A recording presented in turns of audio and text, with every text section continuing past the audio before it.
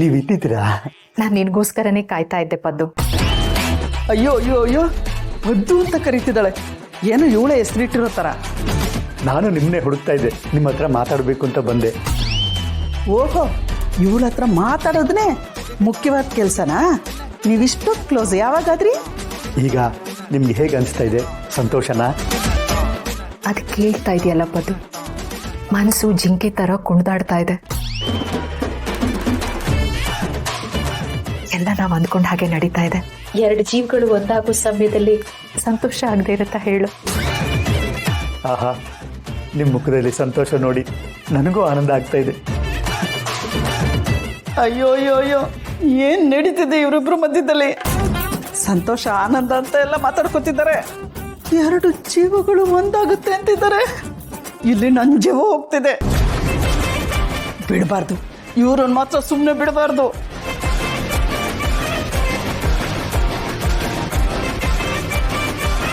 ಇವತ್ತೇನಾರ ಆಗೋಗ್ಲಿ, ಇವರೊಬ್ಬರ ಮಧ್ಯೆ ಏನ್ ನಡೀತಿದೆ, ಇವ್ರು ಹೇಗೆ ಇಷ್ಟೊಂದು ಕ್ಲೋಸ್ ಅಂತ ತಿಳ್ಕೊಳ್ಳೇಬೇಕು. ತಿಳ್ಕೊಳ್ಳೋದೇನು ಬಂತು, ನೇರವಾಗಿ ಕೇಳ್ತೀನಿ.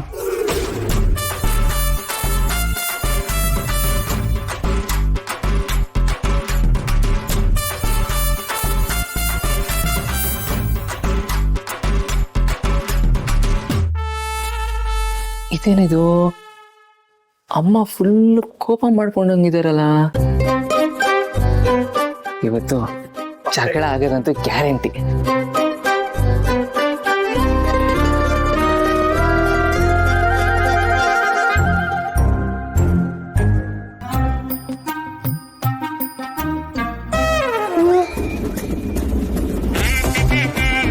ಏನೇ ವಿಷಯದು?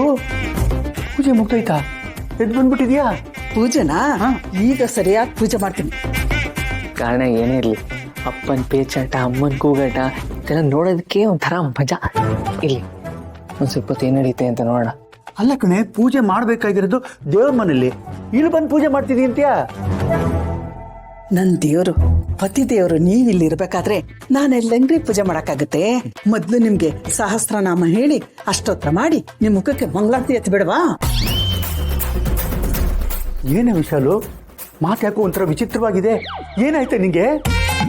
ನಿಮ್ ಮೇಲೆ ಭಕ್ತಿ, ಗೌರವ, ಅನುಮಾನ ಎಲ್ಲ ಜಾಸ್ತಿ ಆಗಿದೆ. ಗೌರವ ಭಕ್ತಿ ಓಕೆ, ಅನುಮಾನ ಯಾಕೆ? ಇನ್ನೇನು ಮತ್ತೆ, ಒಂದೇ ಮನೇಲಿ ಇತ್ಕೊಂಡು ಹಿಂಗೆ ಕದ್ದು ಮುಚ್ಚಿ ಮಾತಾಡ್ತಿರಲ್ಲ, ಅನುಮಾನ ಬರಲ್ವಾ? ಓ, ನಂದಿನಿ ಅಮ್ಮವ್ರ ಬಗ್ಗೆ ಅಮ್ಮಂಗೆ ಗೊತ್ತಾಗೋಗಿದ್ಯಾ? ಅದ್ರ ಬಗ್ಗೆ ಏನಾದರೂ ಅಪ್ಪನ ಹತ್ರ ಮಾತಾಡ್ತೀಯಾರಾ? ನೀವು ಆಡೋ ಮಾತುಗಳು, ಆಡೋ ನಾಟಕಗಳು ನಂಗೇನ್ ಗೊತ್ತಿಲ್ಲ ಅನ್ಕೊಂಡ್ರಾ? ಈ ಮನೇಲಿ ಬೇರೆಯವ್ರ ದಡ್ರು ಇರ್ಬೋದು, ಆದ್ರೆ ನಾನೊಬ್ಳು ಬುದ್ಧಿವಂತ ಇದ್ದೀನಿ ಅನ್ನೋದನ್ನ ಮರಿಬೇಡಿ. ನನ್ ಕಣ್ಮುಂದೆ ಆಗೋದು, ನನ್ ಕಣ್ಣಿಂದೆ ಆಗೋದು ಎಲ್ಲ ನನ್ಗೆ ಚೆನ್ನಾಗಿ ಅರ್ಥ ಆಗುತ್ತೆ. ವಿಶಾಲು, ವಿಷ ಏನಂತ ಹೇಳಿ ಆಮೇಲೆ ಈ ರೀತಿ ಸುತ್ತಿ ಬಳಸಿ ಮಾತಾಡುವಂತೆ. ಸುತ್ತುತ್ತಾ ಇರೋದು, ಬಳಸ್ತಾ ಇರೋದು ನೀವು. ಬಂಗಾರದಂತ 3 ಜನ ಮಕ್ಕಳು ಕೊಟ್ಟಿದ್ದೀನಿ. 35 ವರ್ಷದಿಂದ ಸಂಸಾರ ಮಾಡ್ತಿದ್ದೀನಿ. ನನ್ನಲ್ಲಿ ಏನ್ರಿ ಕಮ್ಮಿ ಆಯ್ತು? ಅಯ್ಯೋ, ನಾನೇನೇ ಮಾಡಿದೆ? ಏನ್ ಮಾಡಿದ್ರಿ ಅಂತ ನಿಮ್ಗೆ ಗೊತ್ತಿಲ್ವಾ? ನೀವು ಮಾಡಿರೋ ಗನಂದಾರಿ ಕೆಲಸನ ನಾನೇ ಬಾಯಿ ಬಿಟ್ಟು ಹೇಳ್ಬೇಕಾ? ನೀನೇನಾ? ಲೇ ಲೇ ಲೇ ಲೇ, ಏನಾಯ್ತು ನಿನಗೆ? ನಿನ್ ಕೈ ಮುಗಿತೀನಿ ಕಣೆ. ವಿಷಯ ಏನು ಅಂತ ಹೇಳು, ಆಮೇಲೆ ನೀನು ಎಷ್ಟೊತ್ತಾದ್ರೂ ಬೈ. ಕಾರಣನೇ ಗೊತ್ತಿಲ್ಲದೆ ಬಯಸ್ಕೊಳ್ಳೋಕೆ ಕಷ್ಟ ಆಗುತ್ತೆ ಕಣೆ. ಹೌದು ಕಣ್ರಿ, ಈ ಮನೇಲಿ ನೀವೊಬ್ಬರೇ ಕಷ್ಟ ಅನ್ಭವಿಸ್ತಿರೋದು. ಕಣ್ಣಾರೆ ಇಷ್ಟೆಲ್ಲ ನೋಡಿದ್ಮೇಲೂ ಯಾವ ಹೆಂಡತಿ ತಾನೇ ಸಂಕಟ ಪಡಲ್ಲ. ಇಲ್ಲ, ನೀವ್ ಹಿಂಗೆಲ್ಲ ಹೇಳಿದ್ರೆ ಕೇಳಲ್ಲ. ಹಾಗಂತ ನಾನು ಸುಮ್ಮನೆ ಬಿಟ್ಬಿಡ್ತೀನಿ ಅನ್ಕೋಬೇಡಿ. ನಾನ್ ಬಿಡೋಳಲ್ಲ. ಈ ವಿಶಾಲ್ ಏನಂತ ತೋರಿಸ್ತೀನಿ.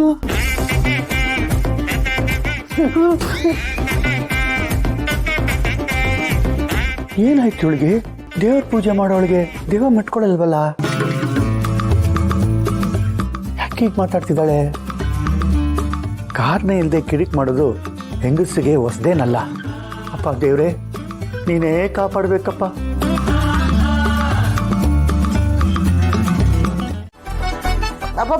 ಮಾಡ್ತಿದ್ದೀನಿ.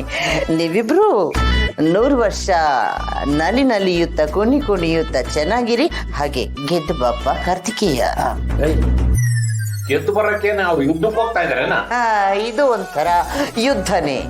ಒಬ್ರು ಸೋಲ್ಬಹುದು, ಇನ್ನೊಬ್ರು ಗೆಲ್ಬಹುದು, ಇನ್ನೊಬ್ರು ಸೋಲ್ಬಹುದು, ಇನ್ನೊಬ್ರು ಗೆಲ್ಬಹುದು, ಇಬ್ರು ಗೆಲ್ಬಹುದು, ಇಬ್ರು ಸೋಲ್ಬಹುದು.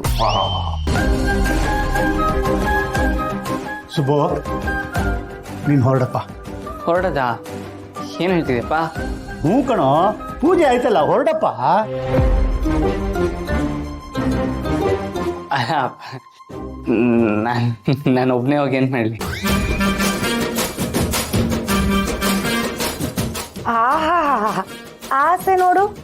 ಲೋ ಸುಬ್ಬು, ಮೊದಲು ನೀನು ಹೋಗಿರು, ಆಮೇಲೆ ನಮ್ಮ ಹುಡುಗಿನ ಕಳಿಸ್ತೀವಿ. ನಮ್ಮ ಹುಡುಗ ಜಾಸ್ತಿ ಹೊತ್ತು ಕಾಯೋದಿಲ್ಲ.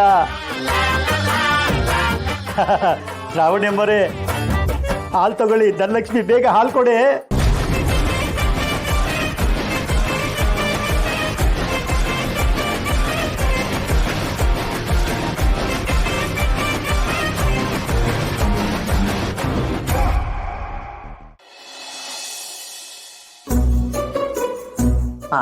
ತಂದ್ರು.